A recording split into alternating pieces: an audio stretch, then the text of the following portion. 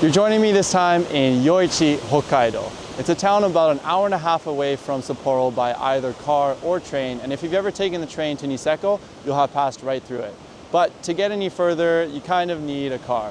So I've been biding my time for the last couple of days as it's been rainy and cloudy, but the weather's finally supposed to clear, and tomorrow morning I'm gonna head around the Shakotan Peninsula, which you can kind of see behind me, and I'm really excited because it looks like some super dramatic coastlines. Hey, I'm Ryan, just a guy who quit his corporate job to pursue something different. And for me, that something different is exploring Japan off the beaten path in a camper van and documenting my experiences. I'm currently exploring Hokkaido, Japan's most northern prefecture, for the start of fall.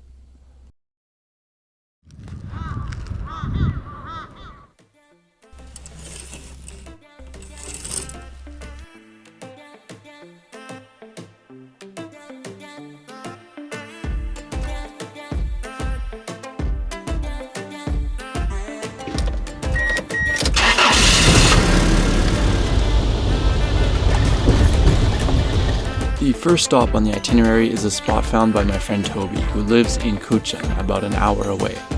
It's a very short hike up to the top of Shiriba Cape, right in Yoichi. As always, you have to be bear aware in Hokkaido, so I always carry bear spray and a bell.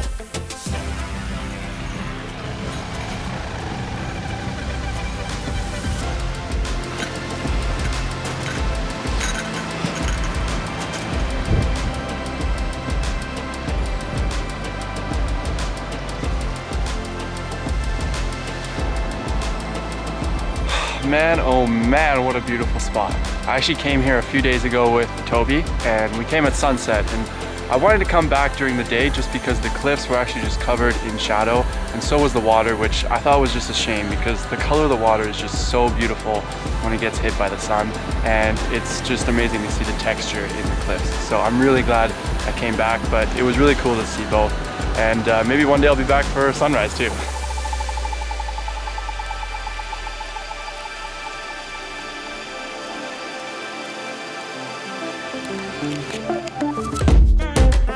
And you can actually see Candle Rock, I believe it's called, over there in the distance, which I'm going to be stopping by later today.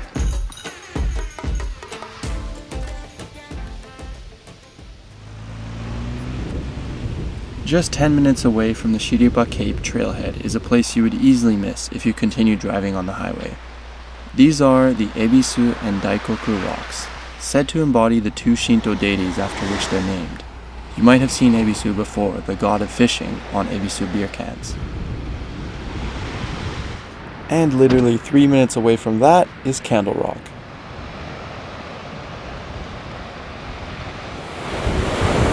Man, so far it feels like there's just a cool rock formation or a beautiful beach around every turn, and I just can't stop stopping. It's just incredible on this coast.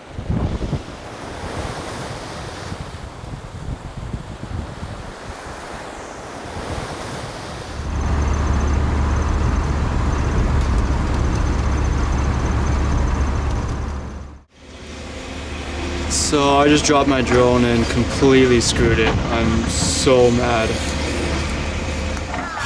Really seem to have bad luck when it comes to drones in Hokkaido, man. I lost the last one I had when I was in Hokkaido here last, but this time it just dropped out of my bag and the gimbal just shattered. So yeah, but can't let it ruin the day nor the trip that I'm having here. Still gonna be able to see some amazing stuff and shoot with my cameras, so we'll focus on that.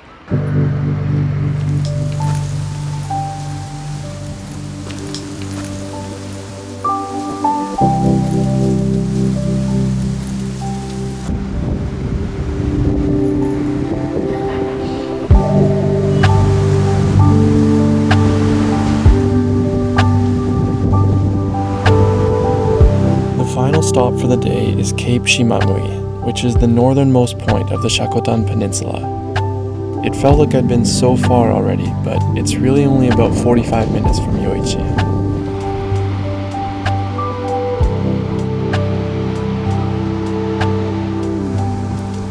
From here, you can see Shakotan Dake, the highest point on the peninsula, and take a walk along the coastal cliffs to take in more of the dramatic views.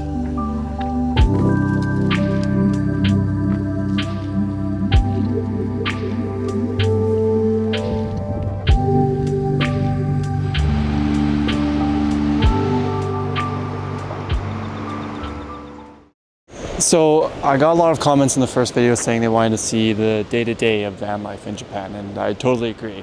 It was way too hectic in the first week. Van was super messy, but anyways, I'm going to show you some of that in this video. So this is the kind of typical parking lot I find to park for the night. As you can see, I'm the only one in this parking lot, and that's usually how it is for some reason. You're allowed to stay overnight at these places, and I make sure to find somewhere that has a bathroom in it. And luckily, I'm actually beside a free campsite that has sinks for washing dishes and everything, and just nice bathrooms, and it's right on the beach, so amazing spot.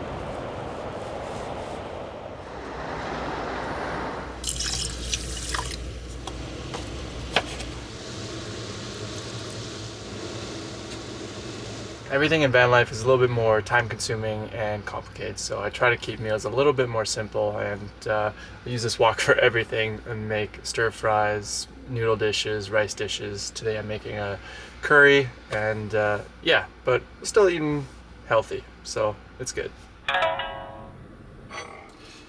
Itadakimasu.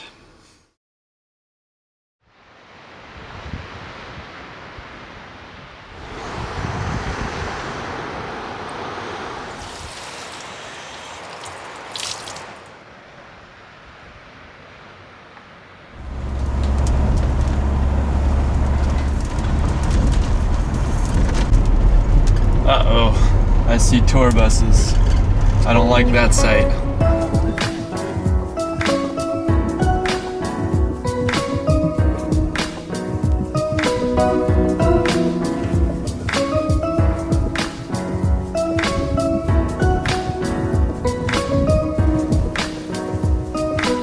So I'm now heading to the town of Iwanai to round out the trip around the Shakotan Peninsula.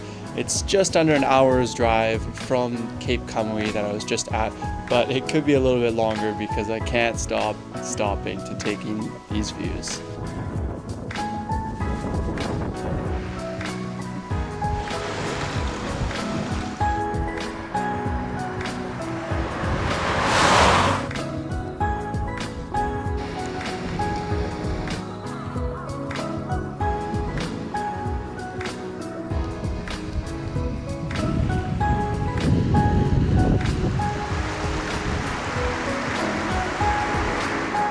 So I do have my curry leftovers, but I'm now in Iwanai and I'm really craving some seafood, so I'm going to check out some of the local shops here.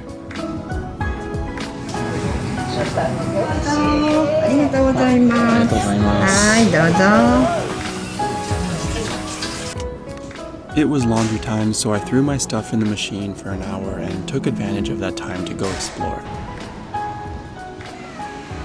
I saw Iwanai Shrine was nearby, so I figured I'd pay it a visit.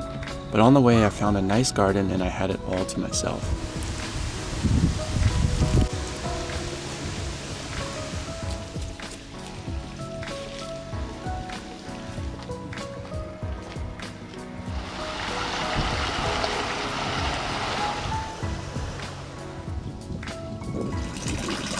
Even when I got to Iwanai Shrine, there was just one Oji-san going for a walk, but he soon left.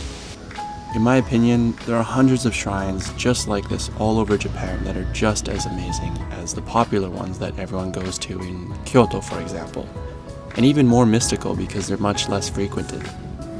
So I always make sure to visit these more low-key shrines when I see one nearby.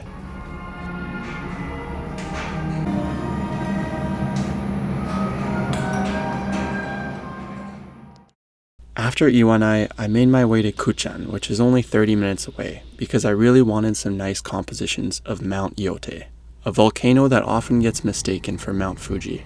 The light was looking decent, so I pulled over in some fields and let the time-lapse roll. But I wasn't super satisfied with this, so I looked for a sunrise spot I could hit the next morning as the forecast was looking nice.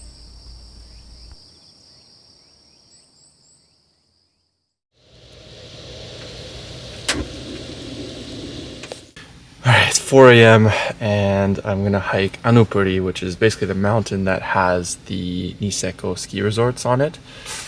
So I'm gonna catch sunrise over Mount Yotei because it has a beautiful view over it at the summit. So should only take an hour, so it's a quick hike, but great views. Of course, as always, be careful of bears.